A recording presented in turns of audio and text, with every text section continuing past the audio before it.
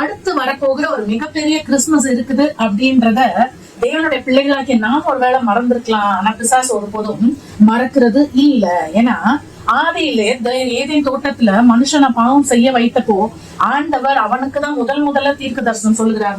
முதல் சுவிசேஷம் அங்கதான் அறிவிக்கப்படுகிறது. அவர் சொல்லுகிறார், ஸ்திரீயின் வித்துக்கும் பிசாசுக்கும் பகை உண்டாக்குவேன். அந்த ஸ்திரீயின் வித்தாகிய இயேசு கிறிஸ்து பிசாசுடைய தலையை நசுக்குவார்.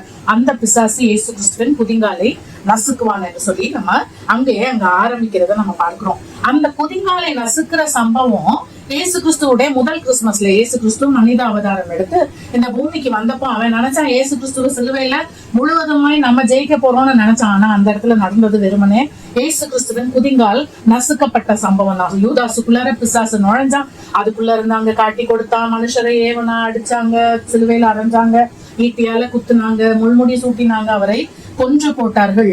ஆனா அது ஒரு டெம்போரல் விக்டரியாதான் அந்த பிசாசுக்கு இருந்தது. அவர் 3ஆம் நாள் உயிரோட எழுந்தார். எப்படி எழுந்தார்? துரைத்தனங்களையும் அதிகாரங்களையும் உரிந்து கொண்டார். பிசாசு இடத்துல இருந்த சகல உரிமைகளையும் அவர் உரிந்து கொண்டு அவனை வெளியரங்கமான கோலமாக்கி அவைகளின் மேல் சிலுவையின் மேல் இயேசு கிறிஸ்து என்ன செய்தாரு?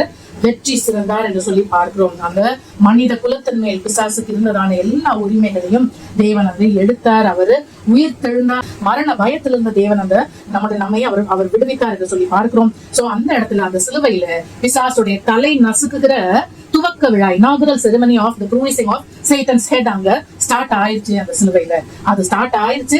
and we as a church are continuing. நம்ம இப்ப என்ன சமாதானத்தின் தேவன் தானே சீக்கிரமாய் சாத்தானை உங்கள் கால்களின் கீழ் நசுக்கி போடுவார் என்று சொன்னதான வார்த்தையின்படியே சிலுவையில அவனுடைய தலையை நசுக்கினார், அதிகாரத்தை உரிந்தார். இன்றைக்கு ஆண்டவர் சரி நீயும் அதை கொஞ்சம் செய்ப்பா, சர்ப்பத்தின் மேல நட, பாலசிங்கத்தின் மேல நட, வலு சர்ப்பத்தை மிதிச்சு போடுன்னு சொல்லுகிறார். சோ ஒவ்வொரு முறையும் நாம் அவனுடைய கட்டுகளை அறுக்கும் பொழுது, பாவத்தை ஜெயிக்கும் பொழுது, மாம்சத்தை ஜெயிக்கும் பொழுது, சோதனைகளை ஜெயிக்கும் பொழுது, சுவிசேஷத்தை பிரசங்கிக்கும் பொழுது, நம்ம ஒவ்வொரு தடவை இதை செய்யும் பொழுது பிசாசை நம்ம என்ன செய்யறோம்? நம்முடைய கால்களின் கீழே போட்டு நசுக்கி கொண்டு இருக்கிறோம். அருமையான தேவனுடைய ஜனமே, ஆண்டவருடைய 2ஆம் வருகை ஒன்று வரப்போகிறது. ராஜாதி ராஜாவாய் கட்டாதி கத்தராய் அவர் வரும் பொழுது அந்த பிசாசு 1000 வருஷம் அடைச்சு வச்சு நம்மை இந்த பூமியில 1000 வருடம் அரசாள செய்வார். அதற்கு பிறகு அந்த பிசாசாய் அந்த மோச போக்கின பிசாசானவனை அக்கினியும் கண்டகமுமான நிரந்தரமான நித்திய மரணம். நித்திய மரணம்னா சாவு, ஆனா சாவே இல்லை. மரணம் ஆனா மரணமே இல்லை. அப்படிப்பட்டதான ஒரு நித்திய மரணத்திற்குள்ளாக்கி அவருடைய தலையை நிரந்தரமாக அங்க அவரு ப்ரூயிஸ் பண்ண போகிறார், அவர் அங்க நசுக்க போகிறார் என்று சொல்லி